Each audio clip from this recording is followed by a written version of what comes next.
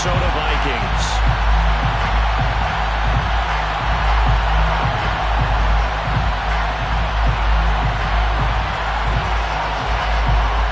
Get strapped in. It's just about time to get the party started. And we are underway from downtown Minneapolis.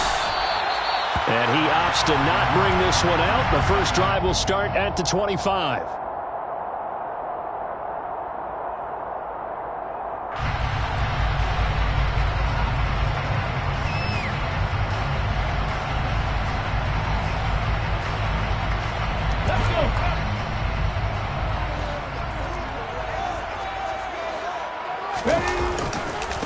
They start the drive with Cook. And he's going to get a good gain of 9 here up to the 34. This defense for the Packers, they were very strong last week in the win over Carolina. I have to admit, I was extremely impressed by what I saw on tape because they stayed in the face of the quarterback the entire game, ended up getting 4 sacks total, and made it difficult for him to step up and find receivers downfield. Also made it hard for him to escape the pocket and run. 2 yards on the pickup, and that's all they needed to move the sticks. The Vikings are 12-4 now on the year, and they come in feeling pretty good after back-to-back victories, CD. And I thought that they played pretty well last week. Their execution, their discipline, their resilience, all on display in that victory. Now on first down, he'll drop to throw it. And he's got this to Jefferson. And he'll have it past midfield almost to the 40 before being taken down. A good pickup there at 22. And he's top 5 in the league in terms of receiving yardage because of plays like that. What have you seen from him on film that you like so much? Well, I'll strip away everything else and get to what we call the moment of truth. When the ball's arriving and there's a defender there, he just comes down with the ball. He competes and takes it away. Great hands, great ability to finish the catch. Eluding the pressure right. He's got Smith here. He'll be stopped at the 35, but not before he picks up 7 yards. On second down, here's Nwangu. And he'll be taken down at the 34. Give him a yard on the run there, and that's going to set up a 3rd down and 2. They'll come to the line, needing only 2 yards to gain the first here. Just not a whole lot of room to operate there on that carry. No, not at all. They did a really nice job staying in their proper places and not allowing any lanes to open up. Now a 3rd down throw, but it misses the target, incomplete. How about that? Red man coverage and decided to test him early. But it proved up to the task and forced the incompletion.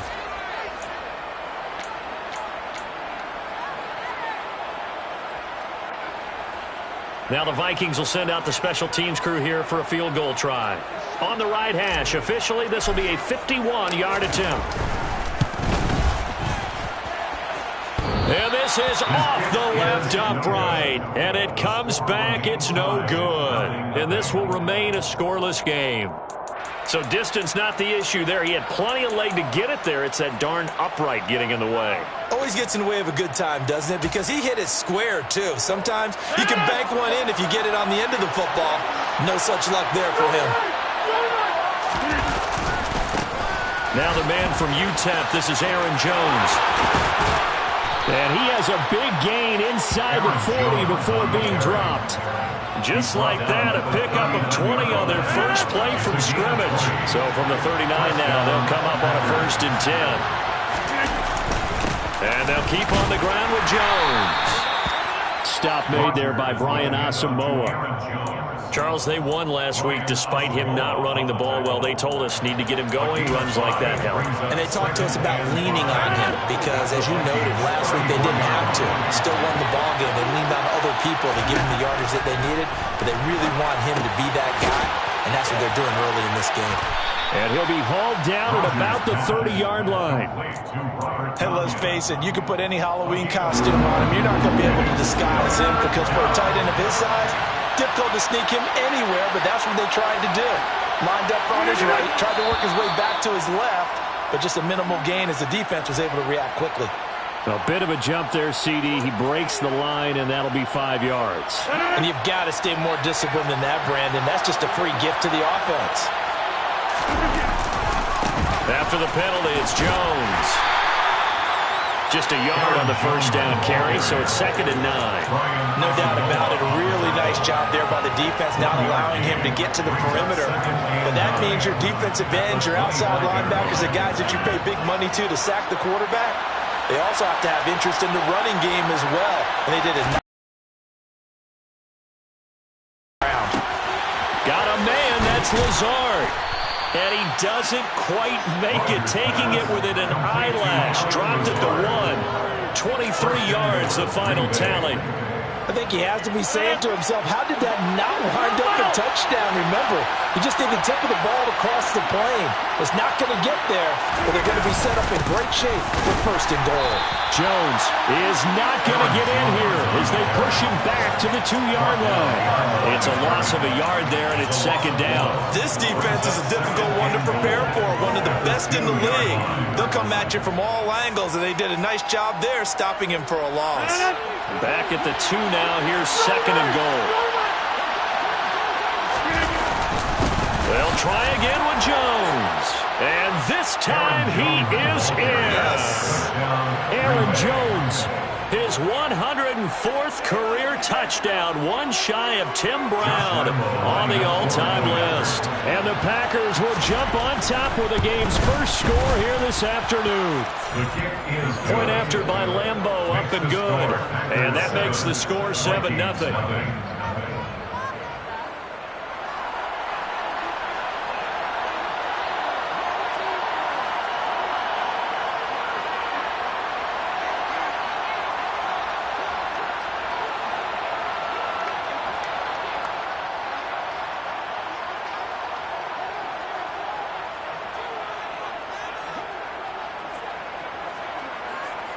So the Packer kickoff team set to go as they will kick this one away.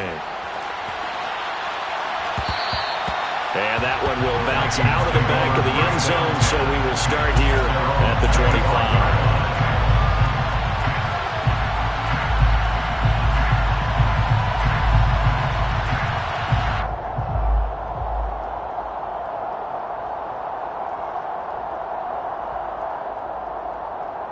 Here are the Vikings now to start their next drive. Last time out, they had that long 50-plus yard field goal that they missed. And I'm sure on their sideline they're thinking to themselves, okay, do we still want to try one if we're in that position again? And I would dare say that the answer would be yes. They're going to have a lot of confidence in their kicker. But just to be on the safe side, I'm sure they told their offensive guys, can we get a little bit closer this time? Yeah, well, you know, I'd rather get in the end zone first and foremost. But if all else fails, less of a field goal attempt for him. I like the strategy. Extra tight ends, extra beef. They want to run the football, but that means they probably want to run it inside. If you get strung out on the perimeter, you're in peril. Yeah, we saw the result, negative yardage. And he can't get rid of it. He's taken down.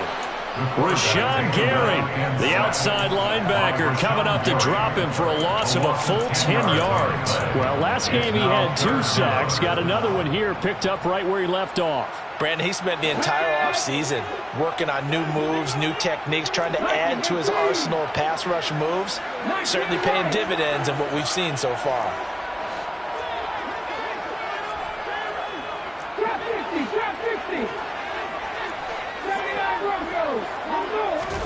Now on 3rd and long, they'll look to throw.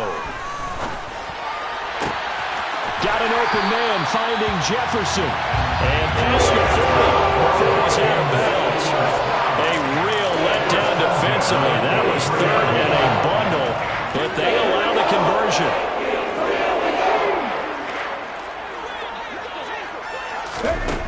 They'll look to throw here on 1st down. Flushed out right. And the timing a bit off that time as that one falls to the ground. Kind of an odd schedule this year. These two teams getting their 2 games in very late in the season. Their first meeting just a few weeks ago, back in Week 15. And it was the visitors getting the win there, so they'll be looking for the sweep back here at home. They get 7 out of that, so they're left with a 3rd and 3. And I think this is a route we'll see more of as this game goes on, because with his speed, they want to get him the ball in space on drag routes just like this. They want him to get the ball and run after the catch. Good job there, though, holding him for a short gain. After 1, 7-0 on EA Sports.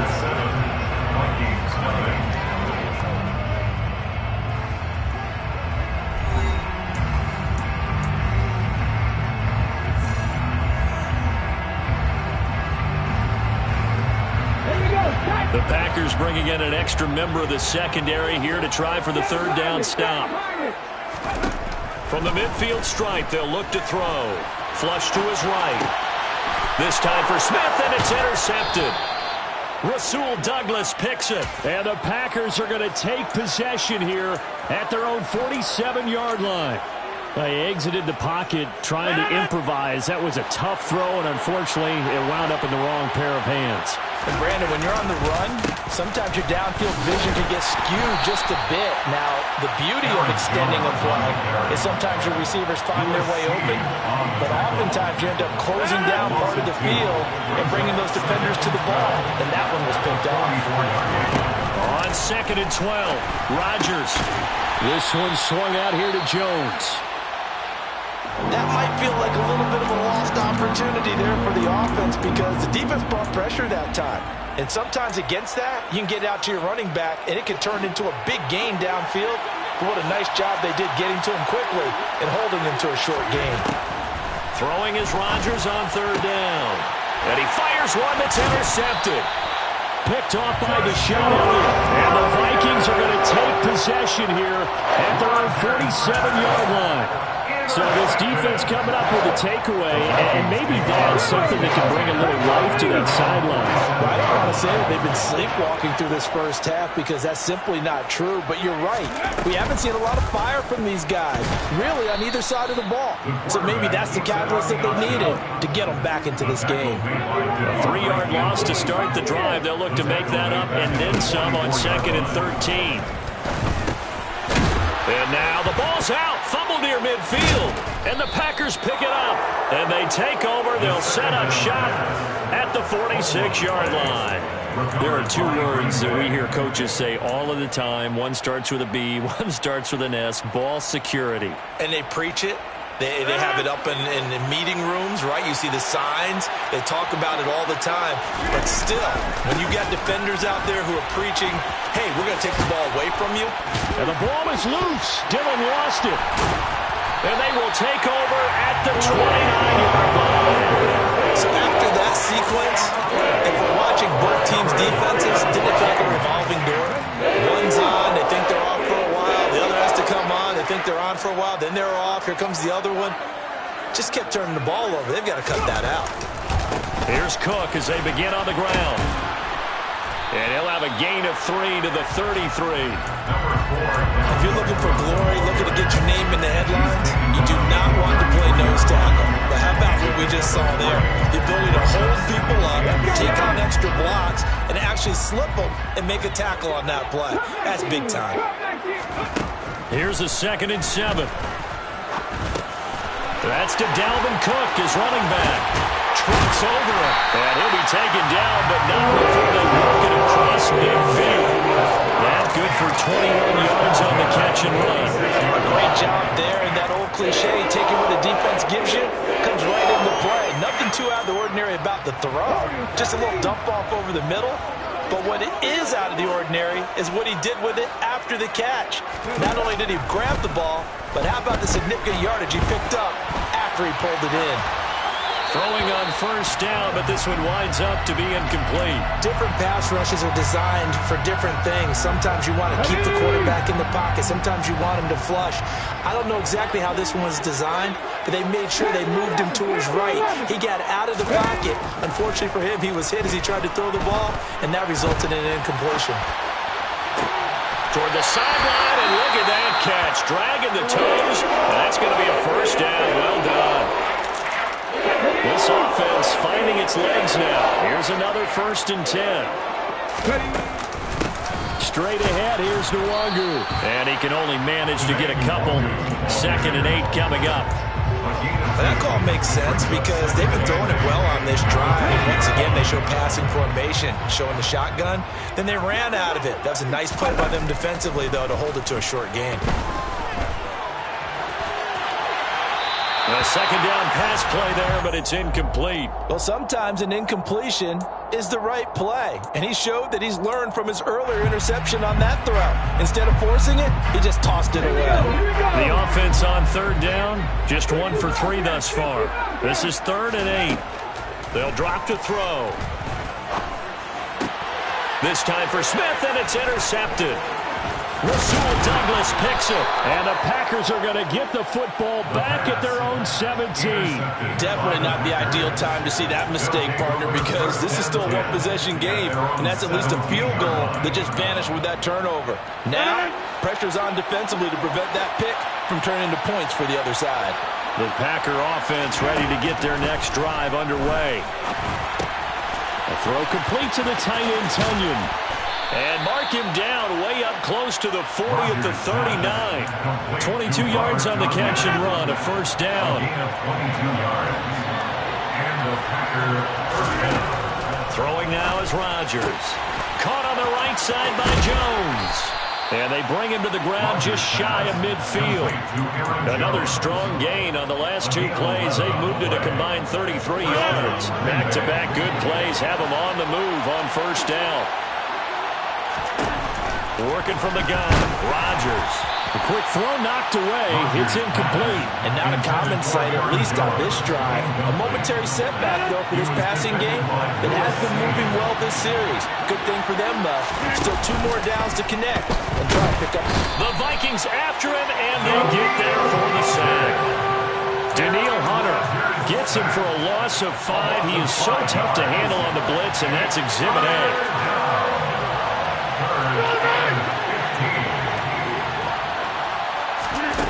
Play action. Now it's Rodgers. Oh, he tries to force it in, and it's intercepted. It's Cameron Dantzler who picks it. And the Vikings will take over possession here up at the 44. And I think this is a situation where quarterback coach on the sideline is going to talk to a signal caller and say, listen, it's 3rd and long, and it's still early in the game. Let's not force things here. If we don't feel good about it, let's just check something down and punt the football. Trying to shake off the interception from the last drive. He'll look to throw. And he gets this to the other side of midfield across the 45 before going out. Right off the bat, it's a first down to start the drive, 12 yards. He'll look to throw. And for the 3rd time here in this half, it's intercepted. Picked off by Jair Alexander. And the Packers are going to take possession as they've got it at the 42-yard line. Well, and I saw the pressure coming at him. That just looked problematic. Hit him as he threw it, and the interception ensued. Let me pay homage to the man who stood in this spot before. He always talked about how much pressure is in the face of a guy, and can he step into a throw. And when you can't do that, oftentimes interceptions result. 44 yards now on the ground on just 7 carries. 2 minutes on the clock, second quarter, 7-0 ball game. So from the 39 now, they'll come up on a 1st and 10. Again, it's Jones. Down at the 35, it'll be 2nd down. And that was a quality play to start a new set of downs. That was simply an offensive line winning the battle up front and winning in a big way and giving their guy in the backfield a nice lane to hit. On 2nd down, it's Jones. And a short gain down to about the 33. Not much on that run, Charles. No, that's exactly the way to execute a run blitz there. They guessed correctly that they would move the ball on the ground, honed in on it, and stopped it. Mark that down for a win in the defense's column. Pass caught. It's Romeo Doubs. Touchdown! Romeo Doubs with touchdown number 7 on the year. And the Packers go up by 2 touchdowns. Extra point tacked on by Lambeau. And it's now 14-0. Packers 14, Vikings nothing.